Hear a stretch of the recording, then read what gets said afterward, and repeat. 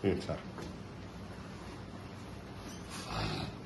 ఈ మధ్య తెలుగు చుట్టుపక్కల అవిరాల గ్రామం చుట్టుపక్కల విలువైన భూములకు సంబంధించిన లంచాక్రాంతం, దౌర్జన్యాలు, స్థానిక టీడీపీ నాయకుల ప్రవేశం, ఎమ్మెల్యే ప్రవేశం, దీనిపైన పెద్ద చర్చ జరుగుతూ ఉంది.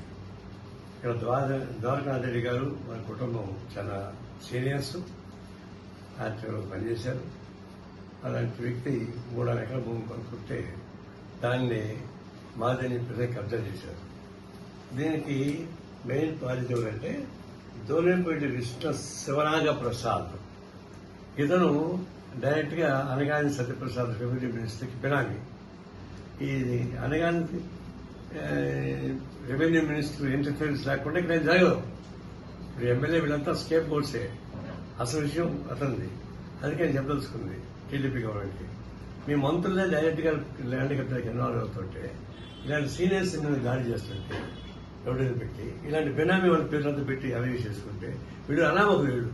మొత్తం డాక్యుమెంట్ చేస్తే ఒక్కడికి ఆధార్ కార్డు లేదు, ఒక్కడి ఐరిష్ ఫోన్ లేదు, అంత పాస్పోర్ట్ పోలీస్ స్టేషన్ లో కేడీలు ఇస్తుంటాయి. అట్లా తీసేసి పెట్టేసి దగ్గర వాళ్ళు ఫీజు చేసి పెట్టారు. ఇది గుమ్నాథ్ అంటారు.